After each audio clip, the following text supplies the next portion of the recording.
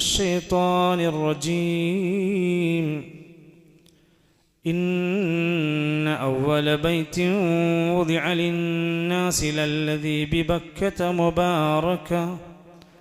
مباركا وهدى للعالمين. ബഹുമാന്യരായ സഹോദരങ്ങളെ, സത്യവിശ്വാസികളെ, വിശ്വാസിനികളെ,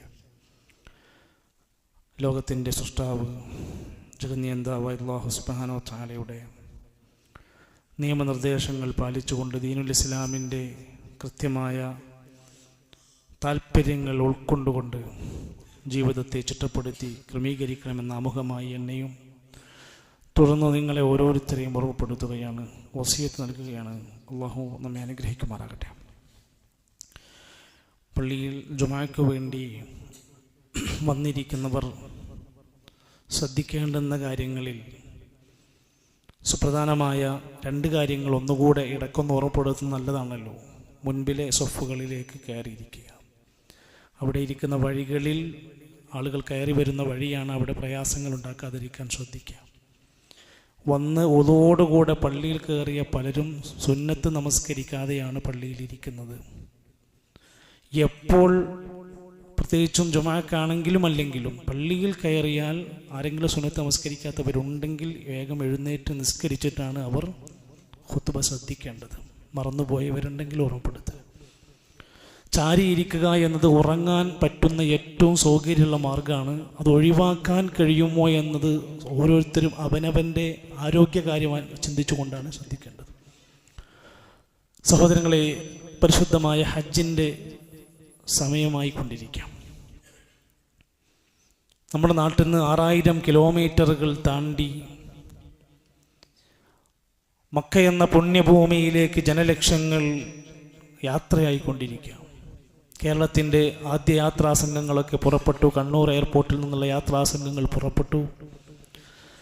അവിടെ എത്തിപ്പെടാനും ഹജ്ജിമാരായ ആളുകൾക്ക് അവരുടെ കാര്യങ്ങളെല്ലാം സുഖകരമായി കൊണ്ടുപോകുവാനും പടച്ച റബ്ബ് തൗഫീഖ് നൽകുമാറാകട്ടെ. ആ ഒരു പുണ്യകർമ്മത്തിൻ്റെ കാര്യത്തിൽ, ഹജ്ജിൻ്റെ കാര്യത്തിൽ നമ്മുടെ സമൂഹം ഇനിയും ഉണരാൻ ഒരുപാടുണ്ട്.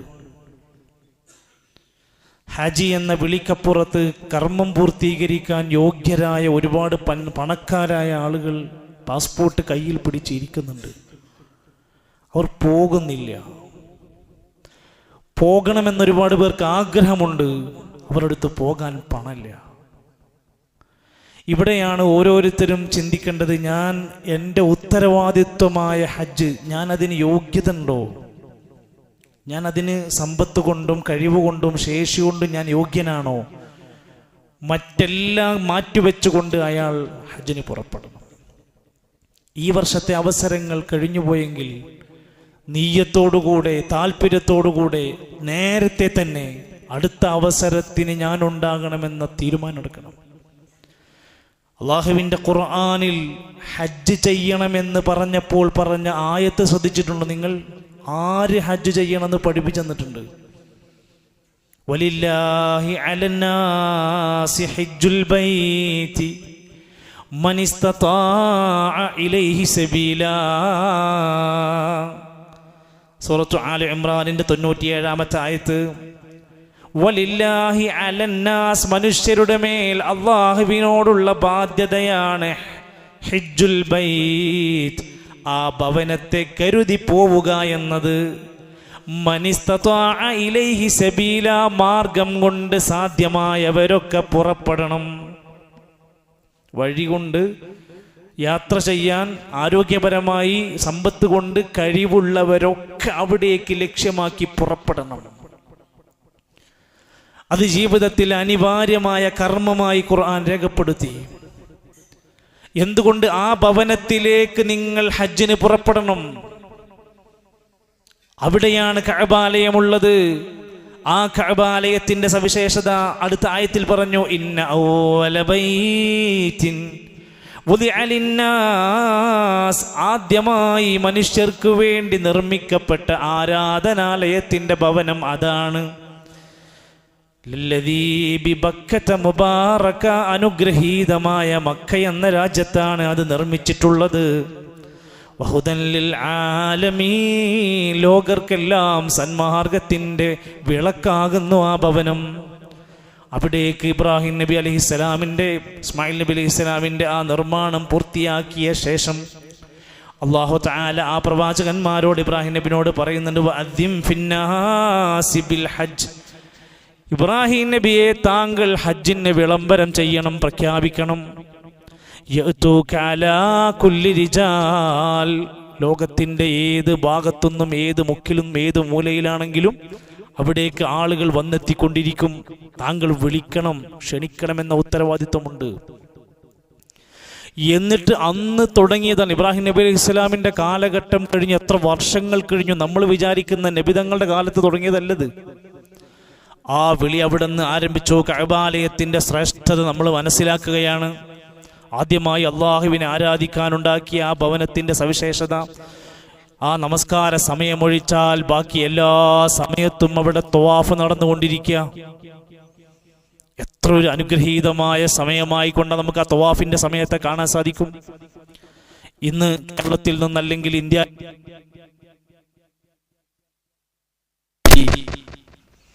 ഒന്നാലോചിച്ച് നോക്കിയങ്ങൾ, ആ സീറ്റുകൾ നഷ്ടപ്പെട്ടതിന്റെ പിന്നിൽ ആര് എന്ത് എന്നുള്ളതൊക്കെ അപ്പുറത്ത്, സാധ്യമാകുന്നവരൊക്കെ അതിനുവേണ്ടി ശ്രമിക്കേണ്ടിയിരുന്ന ആ ഹജ്ജ് പലരും മിണ്ടാതെയും അല്ലെങ്കിൽ മാറി നിന്നും ഒഴിച്ചു വെച്ചു.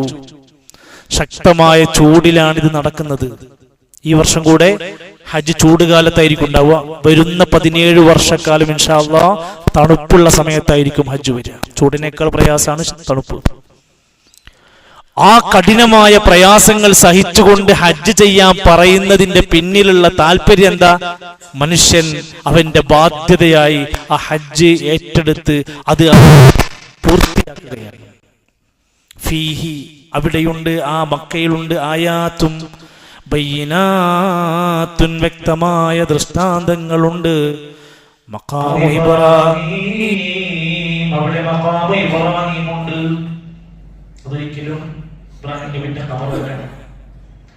മഖാമു ഇബ്രാഹീം, ഇബ്രാഹിം നബി അലൈഹി സ്വലാം നിന്ന ഒരു സ്ഥലമാണ്. കഅബത്തിന്റെ പണിക്ക് വേണ്ടി നിന്ന സ്ഥലമാണ്. നമ്മുടെ നാട്ടിലെ പല ആളുകളുടെയും സംസ്ഥാനങ്ങളൊക്കെ ശ്രദ്ധിച്ചു കാണും. കഅബാലയത്തിന്റെ താഴെയാണ് ഹാജറ ബീവിനെ മറവ് ചെയ്തിരിക്കുന്നത്. കഅബ എന്ന് പറഞ്ഞാൽ ഒരു ജാറമാണ്. പുരോഹിതന്മാർ ഈ നാട്ടിൽ പഠിപ്പിച്ചുകൊണ്ടിരിക്കുക. അതുകൊണ്ട് നമ്മൾ ഒരു ജാറത്തിന്റെ തവാഫ് ചെയ്താൽ കുറ്റമില്ലാതെ പഠിപ്പിക്കാനാണ് ഈ വ്യാഖ്യാനം. മലപ്പുറം ജില്ലയിൽ തൃപ്പനച്ചി എന്ന് പറയുന്ന ഒരു സ്ഥലമുണ്ട്. അവിടെ ഒരു വലിയൊരു ഔലിയാക്കന്മാരിൽപ്പെട്ട ഒരാളുണ്ട് എന്ന് പറഞ്ഞിട്ട് അവിടെ ഒരു മരമുണ്ട്, ഒരു കൊടിമരം, ഒരു മരം. ആ മരത്തിന് തവാഫ് ചെയ്താൽ മതി, കഅബാലയത്തിന് തവാഫ് ചെയ്യുന്നതിനെക്കാട്ടിലും കൂലിയാണെന്ന് പറഞ്ഞു കൊടുത്തു. ഇതൊക്കെ മലയാളത്തിൽ നമ്മുടെ നാട്ടിലെ ജനങ്ങളുടെ മുമ്പിൽ പുരോഹിതന്മാര് വിളമ്പിക്കൊടുക്കുന്നതാണ്. അള്ളാന്റെ ഖുർആൻ എത്ര പ്രാധാന്യത്തോടെയാണ് കഅബാലയത്തിനെയും മഖാമു ഇബ്രാഹിമിനെയൊക്കെ ഇങ്ങനെ എടുത്തു പറയാ. വമൻ ദഖലഹു കാന ആമിനാ, അവിടെ ആരെങ്കിലും പ്രവേശിച്ചാൽ അവൻ നിർഭയനായി. ഏത് രാത്രിയും ഏത് പകലും ഏത് കുട്ടിക്കും ഏത് പെണ്ണിനും പുറത്തിറങ്ങി നടക്കാൻ പറ്റുന്ന സുരക്ഷിത രാജ്യം. വമൻ ദഖലഹു കാന ആമിനാ, അവിടെ പ്രവേശിച്ചവൻ നിർഭയനാണെന്നത് അതിന്റെ സവിശേഷതയാണ്. വഇദ് ജഅൽനൽ ബൈത മസാബതൻ ലിന്നാസി വഅംനാ, ആ കഅബാലയമാകുന്ന ഭവനത്തെ നാം മസാബത്താക്കിയിട്ടുണ്ട്, നിർഭയത്വത്തിന്റെ കേന്ദ്രമാക്കി, അംനാക്കി മാറ്റിയിട്ടുണ്ട്. എന്താ മസാബത്ത് എന്ന് പറഞ്ഞാൽ? സമ്മേളിക്കുന്ന സ്ഥലം, അഭയസ്ഥാനം, രക്ഷാകേന്ദ്രം, മടങ്ങിക്കൊണ്ടിരിക്കുന്ന സ്ഥലം, പ്രതിഫലം ലഭിക്കുന്ന സ്ഥാനം, പുണ്യസ്ഥലം എന്നൊക്കെ അർത്ഥം പറയാവുന്ന പ്രയോഗമാണ് കഅബാലയത്തിന് ഖുർആൻ വിശേഷിപ്പിച്ചത്. മസാബ, പുണ്യസ്ഥലമാണ്. സഫയും മർവയും അതിന്റെ പരിസരത്താണ്. പ്രാർത്ഥനയ്ക്ക് ഉത്തരം കിട്ടുന്ന 2 മലകളാണ് സഫയും മർവയും. അതെവിടെയാണ്? മിന എന്ന് പറയുന്ന ഹജ്ജിന്റെ പ്രധാനപ്പെട്ട കർമ്മം നടക്കുന്നത് കഅബാലയത്തിന്റെ അവിടുന്ന് ഒരു 10-23 കിലോമീറ്റർ എത്ര ആളുകൾ നടന്നുകൊണ്ട് ആ ശക്തമായ ചൂടിനെ വകവെക്കാതെ ആ 2 വസ്ത്രം ധരിച്ചുകൊണ്ട് അവർ നടക്കുകയാണ്. തല വാർക്കാൻ പറ്റൂല, തലയിൽ തോർത്തുമുടാൻ പറ്റൂല, തലയിൽ തൊപ്പിടാൻ പറ്റൂല. ഇഹ്റാമിന്റെ വേഷത്തിലാണ് പോണത്. വേണമെങ്കിൽ ഒരു കുട പിടിക്കാം. എത്ര വലിയ ത്യാഗത്തിന്റെ ഉടമ. അതുകൊണ്ടാണല്ലോ ഹജ്ജുമായി ബന്ധപ്പെട്ട് നമ്മൾ ഏറെ വിഷമിക്കാറുള്ളത്. അവിടെ എന്തും സംഭവിക്കാം, ക്ഷീണിക്കാം, തളരാം, വെള്ളം കിട്ടാതെയാകാം, തിരക്കിൽപ്പെടാം, പലതും അവിടെ നടക്കും. ഒക്കെ പ്രതീക്ഷിക്കണം. ആ അറഫയും പുണ്യസ്ഥലങ്ങളും സംസമിന്റെ വെള്ളവും ഒക്കെ ലഭിക്കുന്ന ആ പ്രദേശം, ആ സ്ഥലത്തേക്ക് എത്തിപ്പെടുക എന്നത് ഭാഗ്യമല്ലേ? മഹാനായ ഉമർ ബിൻ ഖത്താബ് റളിയല്ലാഹു അൻഹുവിന്റെ മനസ്സിൽ ഒരുപാട് ആഗ്രഹങ്ങൾ ഉണ്ടായിരുന്നു. പല ആഗ്രഹങ്ങളും അള്ളാഹുവിന്റെ വഹീന്റെ അടിസ്ഥാനത്തിൽ സാധിച്ചു. ഉമർ റളിയല്ലാഹു ഒരു കാര്യം ആഗ്രഹിക്കും, കുറച്ച് ദിവസങ്ങൾ കഴിയുമ്പോൾ ഖുർആനിലെ ആയത്തിറങ്ങും, അങ്ങനെ ആവണം. ഒരിക്കൽ ഉമർ റളിയല്ലാഹു അൻഹു പറയാണ്, ഞാൻ പല കാര്യങ്ങളും ആഗ്രഹിച്ചു കൊതിച്ചു. അതിൽപ്പെട്ട ഒന്നാണ് മഖാമു ഇബ്രാഹീമിന്റെ പിന്നിൽ നിസ്കരിക്കാനുള്ള ഒരു കൽപ്പന ലഭിച്ചിരുന്നെങ്കിൽ എത്ര നന്നായിരുന്നു. പ്രത്യേകമായിട്ട് നിസ്കരിക്കാൻ ഒരു ചാൻസ് അങ്ങനെ ഞാൻ ആഗ്രഹിച്ചിരുന്നു. അങ്ങനെ ഇരിക്കെയാണ് ഒരിക്കൽ ഖുർആനിൽ ആയത്തിറങ്ങിയത്, വത്തഖിദൂ മിൻ മഖാമി ഇബ്രാഹീമ മുസല്ലാ. ഇബ്രാഹിം മഖാമിന്റെ പിന്നിൽ നിങ്ങൾ നിസ്കാരമാക്കി സ്വീകരിച്ചോളൂ. തവാഫ് കഴിഞ്ഞാൽ അവിടെ 2 റക്അത്ത് നമസ്കരിക്കാൻ പറഞ്ഞു. മറ്റൊരിക്കൽ ഉമർ റളിയല്ലാഹു അൻഹു ഇങ്ങനെ പ്രവാചകന്റെ ഭാര്യമാരുമായി ബന്ധപ്പെട്ട വിഷയങ്ങൾ ഇങ്ങനെ പരാമർശിക്കുന്നതിന്റെ ഇടയിൽ പറഞ്ഞു, പൂർണ്ണമായും മറക്കുന്ന ഒരു ഹിജാബിന്റെ നിർദ്ദേശം വന്നു കിട്ടുകയാണെങ്കിൽ എത്ര നന്നായിരുന്നു. അങ്ങനെ സ്ത്രീകൾ നന്നായി മറച്ചു നടക്കണമെന്ന് പറയുന്ന ഒരു വഹയി വരികയാണെങ്കിൽ നമുക്ക് എത്ര സൗകര്യമായിരുന്നു. നാം നിർബന്ധിക്കാലോ. തൊട്ടടുത്ത ദിവസങ്ങളിൽ അള്ളാന്റെ ഖുർആനിൽ ആയത്തിറങ്ങി, സ്ത്രീകൾ അവരുടെ വസ്ത്രങ്ങൾ നന്നായി മറക്കണമെന്ന കൽപ്പന ഇറങ്ങുന്നത്. ഒരിക്കൽ അള്ളാന്റെ ഖുർആനിൽ ആയത്തിറങ്ങി, വലഖദ് ഖലഖനൽ ഇൻസാന മിൻ സുലാലത്തിൻ മിൻ തീൻ. മനുഷ്യനെ കളിമണ്ണിന്റെ സത്തിൽ നിന്നുള്ള സൃഷ്ടിച്ചു. ഇത് കേട്ടപ്പോ ഉമർ ഖത്താബ് തങ്ങൾ പറഞ്ഞു, ഫതബാറകല്ലാഹു അഹ്സനുൽ ഖാലിഖീൻ. എന്തൊരു നല്ല സൃഷ്ടാവാണ് നമ്മുടെ റബ്ബ്. കുറച്ച് സമയങ്ങൾക്ക് ശേഷം അല്ലാഹുവിന്റെ ഖുർആനിൽ ആയത്തിറങ്ങി, ഫതബാറകല്ലാഹു അഹ്സനുൽ ഖാലിഖീൻ. ഞാൻ പറഞ്ഞത് ഉമർ റളിയല്ലാഹു അൻഹുവിന്റെ കൊതി എന്തായിരുന്നു? ഇന്ന സ്ഥലത്ത് നമസ്കരിക്കാൻ ഒരവസരം കിട്ടിയിരുന്നെങ്കിൽ എന്ന് കൊതിച്ചു. അള്ളാഹുവിന്റെ ഖുർആനിൽ ആയത്ത് വന്നു എന്നാണ് ഞാൻ സൂചിപ്പിച്ചത്. ഇതാർക്കു വേണ്ടിയാണ് ചെയ്യേണ്ടത്? എന്തിനാണ് ഇത് ചെയ്യേണ്ടത്? ലക്ഷ്യം പൂർത്തീകരിക്കണം. വഅതിമ്മുൽ ഹജ്ജ വൽ ഉംറത ലില്ലാഹ്. ഹജ്ജും ഉംറയും നിങ്ങൾ അള്ളാഹുവിന് വേണ്ടിയാണ് നിർവഹിക്കേണ്ടത്, അത് പൂർത്തിയാക്കേണ്ടത്. ഞാൻ ഹജ്ജിന് പോകുന്നത് ഹജ്ജ് എന്ന പേര് കിട്ടാൻ, ഹാജിയാകാനല്ല. നാട്ടിൽ 4 ആള് കൂടുമ്പോ ഞാനൊരു ഹാജിയാണെന്ന് പറയാൻ പറ്റാവുന്ന രൂപത്തിലുള്ള പ്രകടനങ്ങൾക്ക് വേണ്ടിയല്ല. മറ്റുള്ളവരൊക്കെ പോയത് കൊണ്ട് ഞാൻ പോയില്ലെങ്കിൽ ഒരു മോശല്ലേ എന്ന് വിചാരിച്ചുകൊണ്ട് ഏതെങ്കിലും ചട്ടം കെട്ടാൻ വേണ്ടിയല്ല. ഇത് അള്ളാഹുവിനോടുള്ള എന്റെ കൃത്യമായ നമസ്കാരം പോലെ, നോമ്പ് പോലെ, സക്കാത്ത് പോലെ എന്റെ ബാധ്യതയാണ്. ഞാനിത് നിർവഹിച്ചേ പറ്റൂ. അത് നിർവഹിക്കാൻ ധൃതി കാണിക്കണം. അതാ ഞാൻ തുടക്കത്തിൽ പറഞ്ഞത്, എല്ലാം ഉണ്ടായിട്ടും ഒരുങ്ങാത്ത മനുഷ്യർ ഈ ഹദീസ് കേൾക്കണം. മഹാനായ റസൂൽ കരീം സല്ലല്ലാഹു അലൈഹി വസല്ലം പറഞ്ഞതായിക്കൊണ്ട് ഇബ്നു അബ്ബാസ് റളിയല്ലാഹു അൻഹു പറയാണ്, മൻ അറാദൽ ഹജ്ജ, ആരെങ്കിലും ഹജ്ജ് ഉദ്ദേശിക്കുന്നുവെങ്കിൽ, ഫല്യതഅജ്ജൽ, അവര് വേഗത്തിലും ധൃതിയിലും അതിനേക്ക് ഒരുങ്ങണം. നബി പഠിപ്പിക്കുകയാണ്, ഫഇന്നഹു, കാരണം തീർച്ചയായും, ഖദ് യംറദുൽ മരീദ്, ചിലപ്പോൾ ഇന്നവന് രോഗമില്ലാത്ത അവസ്ഥയായിരിക്കാം, തൊട്ടടുത്ത ഭാവിയിൽ അവൻ ഒരു രോഗിയായി മാറാം. വതളില്ലുല്ലാഹ, ഇപ്പോൾ അവൻ വഴിയുള്ളവനാണ്, അവന്റെ വഴികൾ അടയാൻ സാധ്യതകളുണ്ട്. പല പല പ്രശ്നങ്ങളും ആവശ്യങ്ങളും വന്നുകൊണ്ട് അവന്റെ മുമ്പിൽ തടസ്സങ്ങൾ വരാൻ സാധ്യതകളുണ്ട്. അതുകൊണ്ട് ആഗ്രഹിക്കുന്നവരെ, ലക്ഷ്യം വെക്കുന്നവരെ, നിങ്ങൾ വേഗത്തിലായിക്കൊണ്ട് ഹജ്ജിനൊരുങ്ങൂ. നമ്മൾ നമ്മുടെ മഹല്ലുകളിൽ, നമ്മുടെ കുടുംബങ്ങളിലൊക്കെ അത്തരത്തിലുള്ള ആ യോഗ്യത നേടിയ ആളുകളെ ഈ കാര്യം ധൈര്യപ്പെടുത്തണം എന്നാണ് സൂചിപ്പിച്ചത്. ഒരാളെ മുസ്ലിമായി പരിഗണിക്കണമെങ്കിൽ അയാൾ നിസ്കരിക്കണം. ശരിയാണ്. അതേപോലെ ബുനിയൽ ഇസ്ലാമു അലാ ഖംസിൻ, 5 കാര്യങ്ങൾ ഇസ്ലാമിന്റെ ഘടകമാണെന്ന് പഠിപ്പിച്ചതിലാ പറഞ്ഞത്. വഹജ്ജൽ ബൈത്ത്, ഹജ്ജൽ ബൈത്ത്, ഹജ്ജ് ചെയ്യുക എന്നുള്ളത് അയാൾ മുസ്ലിമാണ് എന്നതിന്റെ പരിഗണനയാണ്. ഒരിക്കൽ റസൂൽ സല്ലല്ലാഹു അലൈഹി വസല്ലമയുടെ കൂടെ ഒരുപാട് ആളുകൾ ഇങ്ങനെ ഹജ്ജ് ചെയ്യുന്ന സന്ദർഭവുമായി ബന്ധപ്പെട്ട ചർച്ചകൾ ഇങ്ങനെ നടന്നുകൊണ്ടിരിക്കുന്നതിന്റെ ഇടയിൽ നബി തങ്ങൾ ഒരു ദിവസം ഖുത്ബ നടത്തിയിട്ട് പറഞ്ഞു, യാ അയ്യുഹന്നാസ്, മനുഷ്യരെ, ഖദ് ഫറദല്ലാഹു അലൈക്കുമുൽ ഹജ്ജ, നിങ്ങൾക്ക് ഹജ്ജ് നിർബന്ധമാണ്. ഫഹജ്ജു, നിങ്ങളെല്ലാവരും ഹജ്ജിന് യോഗ്യതയുള്ളവരൊക്കെ ഹജ്ജ് ചെയ്യണം. സദസ്സിലുണ്ടായിരുന്ന ഒരാൾ എഴുന്നേറ്റ് ചോദിച്ചു, അകുല്ല ആമി യാ റസൂലല്ലാഹ്, റസൂലേ, കഴിഞ്ഞ കൊല്ലം ചെയ്ത ഒരാളാണെങ്കിൽ അയാൾ അടുത്ത കൊല്ലം ചെയ്യണോ? അയാൾ എല്ലാ കൊല്ലം യോഗ്യതയുണ്ടെങ്കിൽ എല്ലാ വർഷം ഇങ്ങനെ പോയി ചെയ്യണോ? നബി ഒന്നും മിണ്ടിയില്ല, വേണമെന്ന് പറഞ്ഞില്ല, വേണ്ടാന്ന് പറഞ്ഞില്ല. 3 തവണ അതേ ചോദ്യം ആവർത്തിച്ച് ചോദിച്ചപ്പോൾ നബി തങ്ങൾ പറഞ്ഞു, ലൗ ഖുൽതു നഅം, ഞാനെങ്ങാനും അതിന് അതേ എന്ന് പറഞ്ഞാൽ ലവജബത്, അത് നിർബന്ധമാകുമായിരുന്നു. എല്ലാ കൊല്ലും അയാൾ ഹജ്ജിന് പോകേണ്ടി വരും. അതുകൊണ്ട് അതേന്ന് പറയാൻ കഴിയില്ല. വലമസ്തതഅതും, അത് നിങ്ങൾക്ക് സാധ്യമാകില്ല. എന്തിന്? ഹദീസിന്റെ ഷറഹിൽ മഹാരഥന്മാരായ പണ്ഡിതന്മാർ പറഞ്ഞു, ജീവിതത്തിൽ ഒരിക്കലാണ് ഹജ്ജ് നിർബന്ധം. ചില ആൾക്കാർ ഹജ്ജ് കഴിഞ്ഞ് വന്നിട്ട് പറയും, കഴിഞ്ഞ കൊല്ലം പോയതാണ് ശരിയായി തോന്നുന്നില്ല. എന്താ ശരിയല്ലാത്തത്?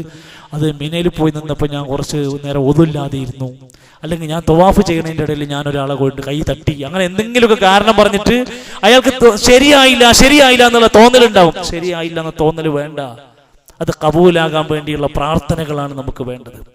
ഒരാൾക്ക് ഇനിയും ഹജ്ജിന് പോകണമെന്നുണ്ടെങ്കിലോ അയാൾക്ക് സുന്നത്താണ്, രണ്ടാമതൊന്നുകൂടെ പോകണമെന്നുണ്ടെങ്കിൽ സുന്നത്ത് അയാൾക്ക് ചെയ്യാം. നിർബന്ധം ഒരെണ്ണമാണ്.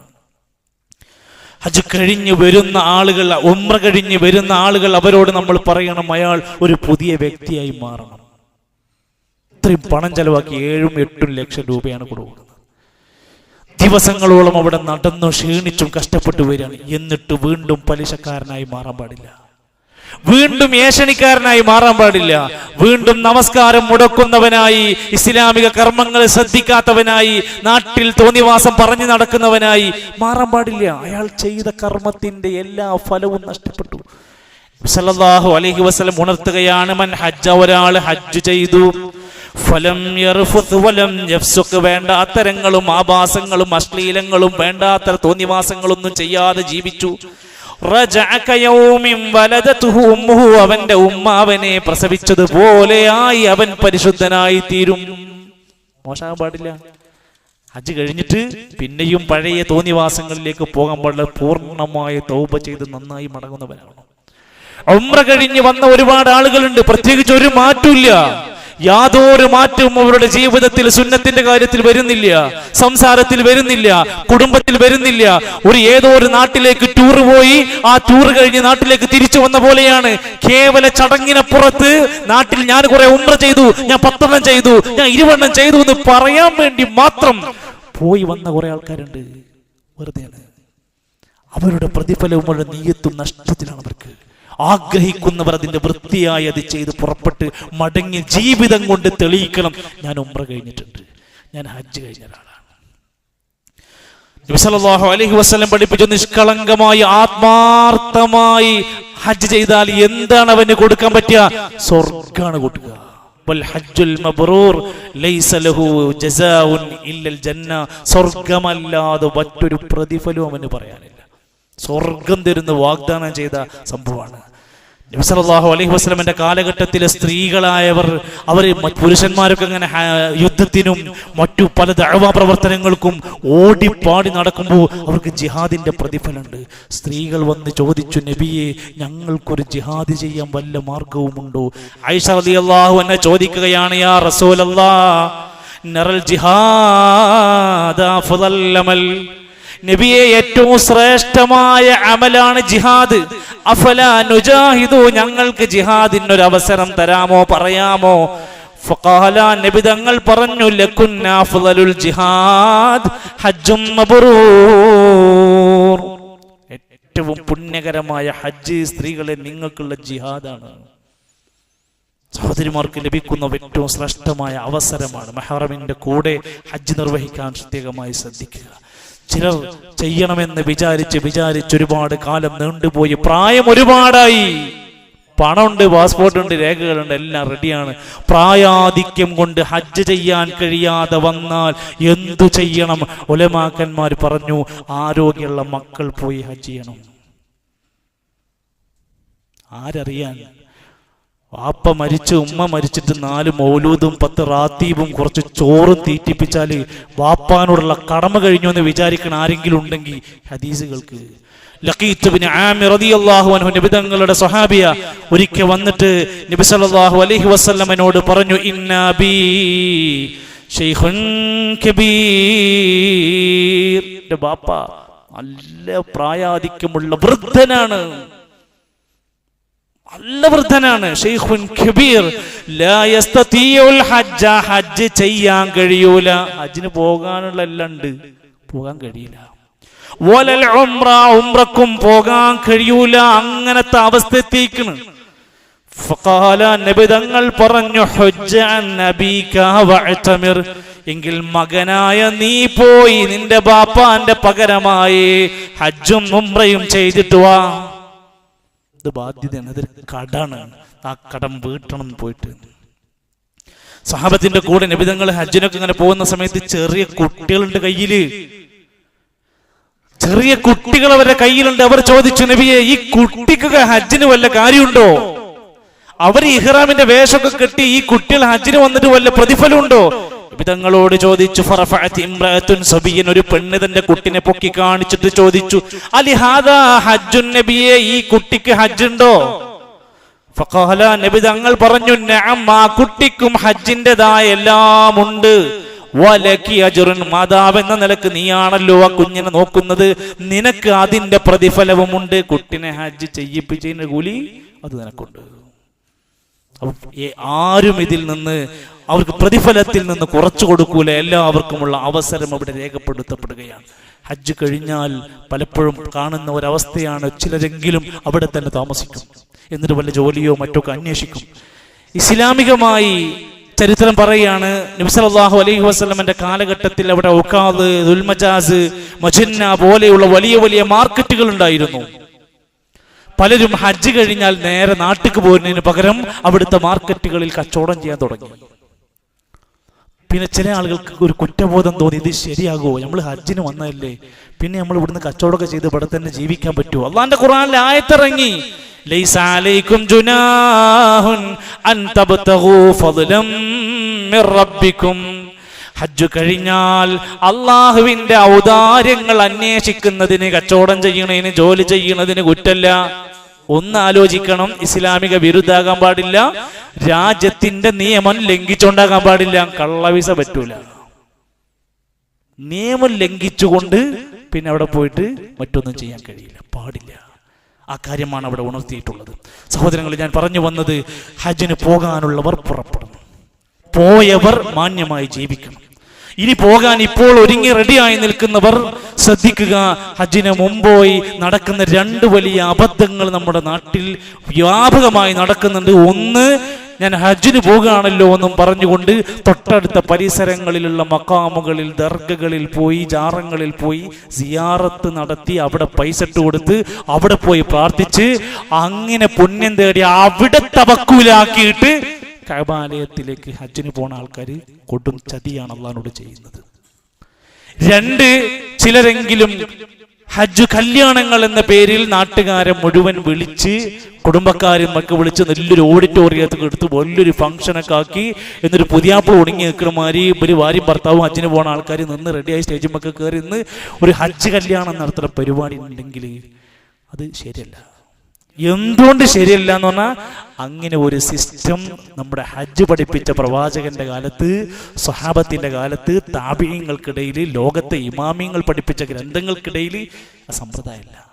എന്നാൽ പൊരുത്തപ്പെടിക്കേണ്ടവരോട് പൊരുത്തപ്പെടിക്കണം, പ്രാർത്ഥിക്കാൻ പറയണം, രോഗികളുണ്ടെങ്കിൽ പോയി സന്ദർശിക്കണം, അതൊക്കെ ചെയ്തിട്ട് പോകണം.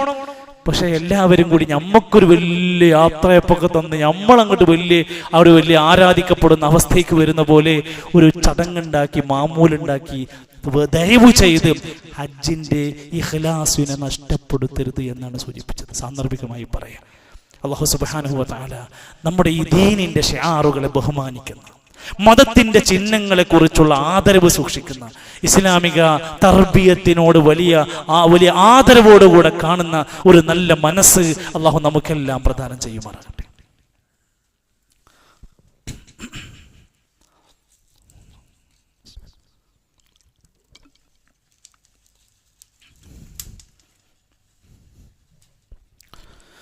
അൽഹംദുലില്ലാഹി റബ്ബിൽ ആലമീൻ والعاقبة للمتقين ولا عدوان إلا على الظالمين والصلاة والسلام على رسوله الأمين وعلى آله وصحبه أجمعين أيها الإخوة والأخوات أوصيكم وإياي ثانيا بتقوى الله. ഒരിക്കൽ കൂടി അള്ളാഹുവിൻ്റെ നിയമനിർദ്ദേശങ്ങൾ പാലിച്ചുകൊണ്ട് ജീവിതത്തെ ക്രമീകരിക്കണേ എന്ന് സൂചിപ്പിക്കുകയും ഓർമ്മപ്പെടുത്തുകയാണ്. അള്ളാഹു നമ്മെ സഹായിക്കുമാറാകട്ടെ. അള്ളാഹുവിൻ്റെ ഇഷ്ടം കിട്ടാൻ, അള്ളാഹുവിലേക്ക് നന്നായി അടുക്കാൻ പറ്റുന്ന ഒരു സുപ്രധാന കർമ്മമാണ് ഉദ്ഹിയ്യത്ത്. അതിപ്പോൾ സംസാരിക്കാനുള്ള കാരണം അതിന് ഒരുങ്ങേണ്ട ഒരു സമയമാണ്.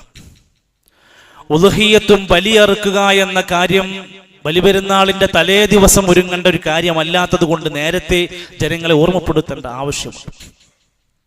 ഇന്ന് സമൂഹത്തിൽ പലരും അശ്രദ്ധരാണ്. നേരത്തെ പറഞ്ഞ പോലെ തന്നെ ഒന്നോ രണ്ടോ ഉരുവിനെ മേടിച്ച് സ്വന്തമായി അറവ് നടത്താൻ കഴിവുള്ളവർ പോലും ഷെയർ പോലും കൂടാതെ നടക്കുന്ന ആളുകൾ നമ്മുടെ നാട്ടിലുണ്ട്. അവർ സ്വയം അവരുടെ ഈമാനും അവരുടെ മനസ്സും അവരുടെ പിശുക്കൊക്കെ സ്വയം ചിന്തിക്കേണ്ട സമയമാണ്. മുസ്ലിം നാമധാരികളായ ചില ആളുകൾ ചാനലുകളിലും പ്രോഗ്രാമുകളിലും ഒക്കെയായി ഉദ്ഹിയ്യത്ത് വേണ്ടെന്ന് പറഞ്ഞ് നടക്കുന്ന വേറെ ചില വിവരം കുറഞ്ഞ മനുഷ്യന്മാരുണ്ട്. ഫിത്തിനകളുമായി നടക്കുന്ന ആളുകൾ, അവരെ നമ്മൾ ശ്രദ്ധിക്കുക. അള്ളാന്റെ ഖുർആനിന് എതിരാണ് അവർ പഠിപ്പിച്ചുകൊണ്ടത്. നമ്മൾ ഉദ്ഹിയ്യത്ത് അറക്കേണ്ട ആവശ്യമൊന്നുമില്ല, അങ്ങനൊന്നും പടച്ചോൻ പറയില്ല എന്ന് പറഞ്ഞ് നടക്കുന്ന ഫിത്നകളുണ്ട്. അത് നമ്മൾ ഓർമ്മിക്കാൻ വേണ്ടി പറയാം. ഇത് അള്ളാഹുവിന് വേണ്ടി നമ്മൾ നൽകേണ്ടുന്ന പ്രധാനപ്പെട്ട ഒരു ഇബാദത്താണ്. ഖുർആനിലെ ഏറ്റവും ചെറിയ സൂറത്തുകളിൽ ഒന്നാണല്ലോ ഇന്നാ അഅ്തൈനാക്കൽ കൗസർ. ആ സൂറത്തിൽ അല്ലാഹു തആല പഠിപ്പിച്ചു, ഇത് റബ്ബിന് വേണ്ടി ഫസ്വല്ലി ലിറബ്ബിക വൻഹർ, റബ്ബിന് വേണ്ടി ബലിയറുക്കുക, റബ്ബിന് വേണ്ടി നിസ്കരിക്കുക. പ്രവാചകന്റെ പേരിൽ ബലിയർക്കാൻ പാടില്ല, മുഹിയുദ്ദീൻ ഷെയ്ഖിന്റെ പേരിൽ അറക്കാൻ പാടില്ല, ബദരീങ്ങളുടെ പേരിൽ അറുപർത്താൻ പാടില്ല. അവരുടെ തൃപ്തിക്കും പൊരുത്തത്തിനും വേണ്ടി ബലി അറുക്കാൻ പാടില്ല. അള്ളാഹ്ക്ക് വേണ്ടിയാണ് ആ ഇബാദത്ത് ചെയ്യേണ്ടത്. അള്ളാഹിന്റെ പൊരുത്തം പ്രതീക്ഷിച്ചാണ് നമ്മളത് ചെയ്യേണ്ടത്. ആ മൃഗത്തിന് പോലും ഇസ്ലാമിന്റെ പരിഗണന എത്ര ഉണ്ടെന്നറിയോ? വൽബുദ്ന ജഅൽനാഹാ ലക്കും മിൻ ശആഇരില്ലാഹ് ലക്കും ഫീഹാ ഖൈർ. ഹജ്ജ് എന്ന അധ്യായത്തിന്റെ 36-ാമത്തെ ആയത്തിൽ അല്ലാഹ് പറയാണ്, ബലിമൃഗങ്ങൾ നിങ്ങൾക്കുള്ള അള്ളാഹുവിന്റെ അടയാളങ്ങളാണ്, അതിൽ നിങ്ങൾക്ക് ധാരാളം ഖൈറുണ്ട്. നിങ്ങൾ ആ ബലിമൃഗങ്ങൾക്കൊരു ബഹുമാനം കൊടുക്കണം. നല്ല പരിഗണന. അള്ളാന്റെ ചിഹ്നങ്ങളെ ആരെങ്കിലും ബഹുമാനിച്ചാൽ അവന്റെ കൽബിൽ തഖ്വയുണ്ടെന്നതിന്റെ അടയാളമാണ്. നല്ല മൃഗത്തെ ആരോഗ്യമുള്ള മൃഗത്തെ തെരഞ്ഞെടുത്ത് അതിന് നല്ല പരിചരണം കൊടുക്കൽ അതിനോടൊരു ബഹുമാനമാണ്. അത് അള്ളാഹുവിന് മാത്രമാണ് കൊടുക്കേണ്ടത് എന്ന് ഖുർആൻ തന്നെ, ഖുൽ ഇന്ന സ്വലാത്തി വനുസുകി വമഹ്യായ വമമാതി ലില്ലാഹി റബ്ബിൽ ആലമീൻ. നിസ്കാരത്തിൽ വജ്ഹത്ത് ഓതുമ്പോൾ നമ്മൾ പറയുന്ന വാക്കാണ് എൻ്റെ നിസ്കാരം, എൻ്റെ ബലികർമ്മങ്ങൾ എല്ലാം അള്ളാഹ്ക്കുള്ളതാണ്. അത് പടച്ചോൻ കൊടുക്കാനുള്ളതാണ്. അതിൻ്റെ ഇറച്ചി എത്ര ഉണ്ട്, അതിന്റെ പൂട എത്ര ഉയർന്നിട്ടുണ്ട്, കൊമ്പെത്ര പൊങ്ങിയിട്ടുണ്ട്, ഇതൊന്നുമല്ല പ്രധാനം. അതിന്റെ ഇറച്ചിയും അതിന്റെ മാംസവും ഒന്നുമല്ല പ്രധാനം. അതൊക്കെ വേണം, അതൊന്നല്ല ഈ പ്രാധാന്യം കൊടുക്കേണ്ടത്. എന്തിനാ? അല്ലാഹു തആല ആ വിഷയത്തിൽ പറഞ്ഞ അതിന്റെ മാംസത്തിനല്ല പ്രാധാന്യം കൊടുക്കുന്നത്, വലാ ദിമാഉഹാ അതിന്റെ രക്തത്തിനല്ല, വലാകിൻ യനാലുഹു തഖ്വാ മിൻകും. ഇത് ചെയ്യുമ്പോൾ, ഒരു ഷെയർ കൂടുമ്പോൾ, ഇതിന് ഒരുങ്ങുമ്പോൾ നിന്റെ മനസ്സിന്റെ തഖ്വ എന്താണ്? നിന്റെ മനസ്സിന്റെ നിയ്യത്ത് എന്താണ്? നീ അതിനു വേണ്ടി എന്ത് ശ്രമമാണ് നടത്തിയിട്ടുള്ളത്? അപ്പോഴാണ് ആ നിയ്യത്ത് നഷ്ടപ്പെടുമ്പോഴാണ് ചില ആളുകൾ ഇങ്ങനെ പറഞ്ഞു കൊടുക്കും, ഞാൻ ഇത്ര അറുത്തു, ഞാൻ നമ്മളെ നാട്ടിൽ 3 അറുത്തു. ഇതിങ്ങനെ എന്തിനിടക്കിടക്കയാൾ പറയണത്? ഞാൻ അങ്ങനത്തെ ഒരാളാന്ന് പറയാൻ വേണ്ടിയിട്ടാണ്. അത് വേണ്ട. എന്റെ മൃഗം നമ്മ മഹല്ലിൽ 10-20 അറുത്തുവെങ്കിലും എന്റെ മൃഗമാണ് അതിൽ എടുപ്പുള്ള മൃഗം. എന്തിനാണ് അയാൾ പറയണത്? ഞാനാണ് അതിൽ കാര്യമായിട്ട് കേമൻ എന്ന് പറയാൻ വേണ്ടിയിട്ടാണ്. അത് വേണ്ട. വേറെ ചില ആളുകൾ പറയും, ഈ നാട്ടിൽ കുറെ മനുഷ്യന്മാരുണ്ട്, ഓരൊന്നും അറിവിന് കൂടുന്നില്ല, ഞാനുണ്ടല്ലോ, ഞാൻ 20-ാം വയസ്സ് മുതൽ ചെയ്യാൻ തുടങ്ങിയതാന്നൊക്കെ പറഞ്ഞ അയാൾ കൂടിയതിന്റെ മഹത്വം അങ്ങനെ പറഞ്ഞുകൊണ്ടിരിക്കും. ഇതൊന്നും വേണ്ട. ഇതൊക്കെ ഒരു കാട്ടലാണ്. നമുക്കിതിന്റെ ഏറ്റവും ആത്മാവ്, അന്തസത്ത, ഞാൻ എൻ്റെ റബ്ബിന് വേണ്ടി ആത്മാർത്ഥമായി തഖ്വയോടെ അത് ചെയ്യുക. അതുകൊണ്ടാണ് ഫസ്വല്ലി ലിറബ്ബിക വൻഹർ എന്ന ആയത്ത് വിശദീകരിച്ചപ്പോൾ അബ്ദുറഹ്മാൻ നാസിർ സഅദി റഹ്മത്തുള്ളാഹി അലൈഹി പറഞ്ഞു, ഖസ്സഹാതൈനിൽ ഇബാദതൈനി ബിദ്ദിക്ർ. ഈ ആയത്തിൽ അല്ലാഹു 2 ഇബാദത്ത് പഠിപ്പിച്ചു. ലിഅന്നഹുമാ മിൻ അഫ്ദലിൽ ഇബാദാതി വഅജല്ലിൽ ഖുർബാത്ത്. അല്ലാഹുവിലേക്ക് അടുക്കാനുള്ള ഏറ്റവും നല്ല 2 ഇബാദത്ത്. ഒന്ന് നിസ്കാരം, 2 അവിടുന്ന് ബലികർമ്മം പഠിപ്പിച്ചു. നിസ്കാരം കഴിഞ്ഞിട്ട് ബലിനെ പറ്റി പഠിപ്പിച്ചു. ഈ ബലി നടത്തുമ്പോൾ അല്ലാഹുവിലേക്ക് ഒരു മനുഷ്യൻ നന്നായി അടുക്കുന്നുണ്ട്. അവൻ പണം പുറത്തേക്ക് കൊണ്ടുവരികയാണ്, അവന്റെ പിശുക്ക് മാറ്റാണ്. നമ്മള് ഫിത്ർ സക്കാത്ത് കൊടുക്കണ പോലെ ബലി പെരുന്നാളിന്റെ മുമ്പുള്ള നമ്മുടെ പിശുക്ക് മാറ്റാനുള്ള വലിയ ഒരു ഖുർബത്തിന്റെ മാർഗമാണ് ഉളഹിയ്യത്ത്. കഴിവുള്ളവരൊക്കെ അതിൽ പങ്കാളിയാവണം. നമ്മളിപ്പോൾ നമ്മുടെ മനസ്സിന്റെ ഉള്ളിലേക്ക് ഓടി വരുന്നത്, ഞാൻ യോഗ്യനല്ല, ഞാനായിട്ടില്ല. മാസം 20,000-30,000 വരുമാനമുള്ളവന് ഇപ്പോഴും പറയണത് ഞാനായിട്ടില്ല എന്നാണ്. ഈ അക്കൗണ്ടിൽ കൊല്ലങ്ങളായി ലക്ഷക്കണക്കിന് രൂപ കയ്യിലുണ്ടായിട്ടും ഉളുഹിയ്യത്തിന് അയാൾ പേര് കാണാനില്ല എങ്കിൽ നമ്മൾ പരിശോധിക്കുക. റസൂൽ സല്ലല്ലാഹു അലൈഹി വസല്ലം പഠിപ്പിച്ച ഹദീസ്, മൻ വജദ സഅതൻ, ഒരാൾക്ക് കഴിവുണ്ട്, ശേഷിയുണ്ട്, തറക്കാനുള്ള ഫലം യുളഹി, എന്നിട്ട് അയാൾ അതിൽ പങ്കാളിയായില്ലെങ്കിൽ ഫലാ യഹ്ദുറു മുസല്ലാന, അവൻ നമ്മുടെ ഉളുഹിയ്യത്തിന് പങ്കെടുക്കാത്തവനാണെങ്കിൽ അവൻ നമ്മുടെ മുസല്ലകളിൽ വരാതിരിക്കട്ടെ, പങ്കെടുക്കാതിരിക്കട്ടെ. ഉളുഹിയ്യത്തുമായി ബന്ധപ്പെട്ട ഹദീസുകൾ എത്രയോ കാണാൻ സാധിക്കും. അതിൽ പങ്കെടുക്കാൻ പ്രേരിപ്പിക്കുന്ന, പ്രോത്സാഹിപ്പിക്കുന്ന ഒട്ടനേകം സംഭവങ്ങൾ. സ്വന്തം ജീവിതത്തിന്, കുടുംബത്തിന് ജീവിക്കാനുള്ള വരുമാന മാർഗം കഴിഞ്ഞ് ഒരാടിനെ അറവ് നടത്താനുള്ള കഴിവുള്ളവനൊക്കെ അതിൽ പങ്കാളിയാവണം. ആടാണെങ്കിൽ ഒരാൾ ഒറ്റക്കതിനെ അറക്കണം, മാടാണെങ്കിൽ 7 ആള് വരെ കൂടി നമുക്ക് അറവിൽ പങ്കാളിയാകാൻ സാധിക്കും. അതാണ് നോക്കേണ്ടത്. ആദ്യം നമ്മൾ പരിഗണിക്കേണ്ടത്, ഞാൻ ഒറ്റക്കൊരെണ്ണത്തിന് അറവ് നടത്താൻ പറ്റുമെന്ന് ആദ്യം നമ്മുടെ മനസ്സിലേക്ക് വേണ്ടതാണ്. ഷെയർ അല്ല. എനിക്ക് ഒറ്റക്കൊരു വലിയ മാടിനെ അറവ് നടത്താൻ പറ്റുമോ? വലിയ കാര്യമായി. എനിക്ക് ഒറ്റക്കൊരു ആടിനെ ഇറക്കാൻ കഴിയോ? നമ്മുടെ മഹല്ലിൽ ഇൻഷാ അല്ലാഹ് 13,000 രൂപയാണ് ഒരു ആടിന് ഷെയർ കൊടുക്കുന്നത്. യോഗ്യതയുള്ളവരൊക്കെ അതിലേക്കാണ് ആദ്യം സ്റ്റെപ്പ് കൊടുക്കുന്നത്. ഒറ്റക്ക് ഇതെന്റേതാണെന്ന് പറയാൻ കഴിയും. എന്നാൽ ഷെയർ കൂടി 7 ആൾ വരെ കൂടിയിട്ട് മാടിനെ അറവ് നടത്താനുമുള്ള ആനുകൂല്യം നമ്മൾ നൽകുന്നുണ്ട്. അത് ഇൻഷാ അല്ലാഹ് 7,000 രൂപയായിരിക്കും ഒരു ഷെയർ ഉണ്ടാവുക. ഇതിന് സമയം കാത്തിരിക്കരുത്. ഒരാഴ്ച കൂടിയൊക്കെ നമുക്കുള്ളൂ. നമുക്ക് മൃഗങ്ങളെ കണ്ടെത്തണം, അതിനെ വില കാണണം, അതിന്റെ കേടുപാടുകൾ പരിശോധിക്കണം, ഒക്കെ നമുക്ക് സമയം വേണ്ടതാണ്. അതുകൊണ്ട് ആഗ്രഹിക്കുന്നവർ, താല്പര്യമുള്ളവരൊക്കെ നേരത്തെ അതിലേക്ക് പങ്കാളികളാവണം. ഇനി ഒരാൾ സ്വമേധ അയാളും അയാളുടെ കുടുംബം മാത്രമാണ് ഇത് മഹല്ലിലോ പള്ളിയിലോ കൊണ്ടുവന്ന് അറവ് നടത്തുന്നില്ലെങ്കിൽ എല്ലാവരും ശ്രദ്ധിക്കും. മൃഗത്തിന്റെ പ്രായം ശ്രദ്ധിക്കണം. ബലിമൃഗത്തിന്റെ പ്രായമായതായിരിക്കണം. ആടാണെങ്കിൽ 1 വയസ്സ് തികയണം, മാടാണെങ്കിൽ 2 വയസ്സ് തികയാതെ എത്ര വലുപ്പമുണ്ടെന്ന് പറഞ്ഞാലും അറവ് നടത്താൻ പാടില്ല. അതേപോലെ തന്നെ ചെവി, മറ്റ് അവയവങ്ങൾ എവിടെയെങ്കിലും ബ്ലഡ്, അതല്ലെങ്കിൽ മുറിവ്, പരിക്കുള്ള മൃഗമാണെങ്കിൽ അറവ് നടത്താൻ പാടില്ല. ചിലപ്പോ കന്ന് ലോഡിൽ ഇറക്കുമ്പോഴോ വാഹനത്തിൽ കൊണ്ടുപോകുമ്പോഴൊക്കെ ചെറിയ ചെറിയ മുറിവുകൾ ഉണ്ടായിട്ടുണ്ടാവും. അത് അറവ് സമയമാകുമ്പോഴത്തേക്കും മുറിവ് ഉണങ്ങിയ മൃഗമായി മാറും. അപ്പൊ അങ്ങനെ പരിക്കില്ലാത്ത, രോഗമില്ലാത്ത, ഗർഭിണികളല്ലാത്ത മൃഗങ്ങളെ നല്ല സെലക്ട് ചെയ്ത് നല്ല വെള്ളം കൊടുത്ത് നന്നായി ഒരുക്കി അതിന്റെ അറവ് കഴിയുമ്പോൾ നമ്മുടെ മനസ്സിന്റെ ഉള്ളിൽ ഒരു വികാരം ഇങ്ങനെ വരണം. ഞാൻ അറക്കാൻ കൊണ്ടുപോകുമ്പോഴേ നമ്മൾ നോക്കിയതിന്റെ ഒരു വികാരം നമുക്ക് കിട്ടണം. നമുക്കൊന്നുമില്ല, നമുക്കിങ്ങനെ ഇറച്ചി കിട്ടണം, നമ്മളിങ്ങനെ മേടിച്ച് പാക്ക് ചെയ്ത് വീട്ടിൽ കൊണ്ടുപോകുന്നു, നമുക്കൊരു ഫീലിംഗ് ഉണ്ടാവണില്ല. നമ്മുടെ ഒരു പ്രിയപ്പെട്ടതിനെ അറിവ് നടത്തി എന്നുള്ള ഫീലിംഗ് ഉണ്ടാവാൻ പരമാവധി ശ്രമിച്ചാൽ നമുക്കതൊരു വലിയ പാഠമായി മാറും. അല്ലാഹു സുബ്ഹാനഹു വ തആല ഈ വരുന്ന ഉദ്ഹിയത്തിലും അതിൻ്റെ അനുബന്ധമായ കർമ്മങ്ങളിലൊക്കെ പങ്കാളികളാവാനും പെരുന്നാളിൻ്റെ സന്തോഷങ്ങളിലൊക്കെ ഉൾക്കൊള്ളാനും ഒക്കെ അല്ലാഹു നമുക്കെല്ലാം തൗഫീക്ക് നൽകുമാറാകട്ടെ. രണ്ട് സുപ്രധാന കാര്യങ്ങൾ കൂടെ രക്ഷിതാക്കളെ ഓർമ്മപ്പെടുത്തുകയാണ്. ഒന്ന്, നമ്മുടെ കുട്ടികൾ വലിയ നന്മയോടെ ദീനിൻ്റെ താല്പര്യങ്ങൾ ഉൾക്കൊണ്ടുകൊണ്ട് വലിയ ദൂരം യാത്ര ചെയ്ത് നമ്മുടെ പ്രോഗ്രാമുകളിലൊക്കെ പങ്കെടുത്തു. ആ മക്കൾക്ക് ഇനിയും അതിൻ്റെ ബാക്കി ലഭിക്കണം. ഇപ്പോൾ ലഭിച്ച ഒരു നനവുണ്ട്, അതിലേക്ക് ഇനിയും വെള്ളമൊഴിക്കേണ്ടത് രക്ഷിതാക്കളെ നമ്മളാണ്. നമ്മുടെ പള്ളിയുടെ കീഴിൽ സമ്മറൈസ് എന്ന പേരിൽ ഈ വരുന്ന 19-ാം തീയതി മുതൽ 24-ാം തീയതി വരെ ഈ വിദ്യാർത്ഥി പ്രായത്തിലുള്ള ഈ കുട്ടികൾക്ക് വേണ്ടി അവധിക്കാല മതപഠന സംവിധാനം ഒരുക്കിയിട്ടുണ്ട്. 1 മണിക്കൂറേ ഉള്ളൂ, ഒരു ദിവസം 1 മണിക്കൂറേ ഉള്ളൂ.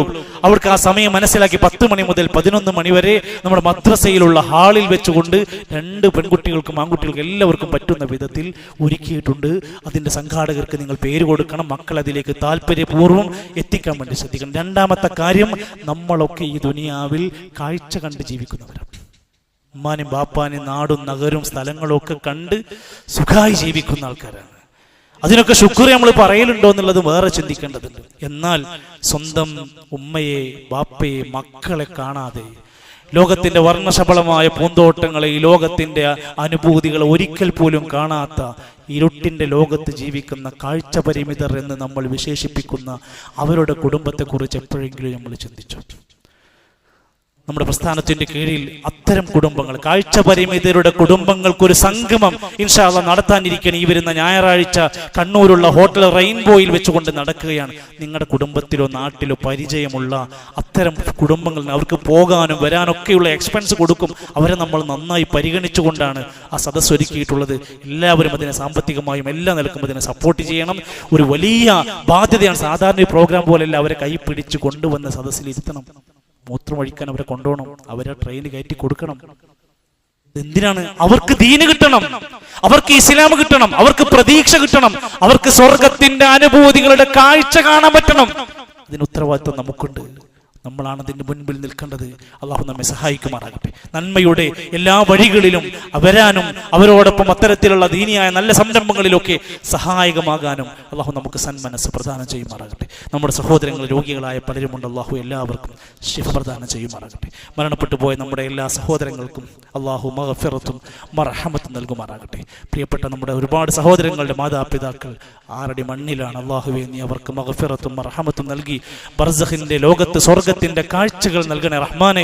അള്ളാഹുവേ, ഞങ്ങളുടെ മക്കളെ സ്വാലിഹീങ്ങളാക്കി തരണമേ.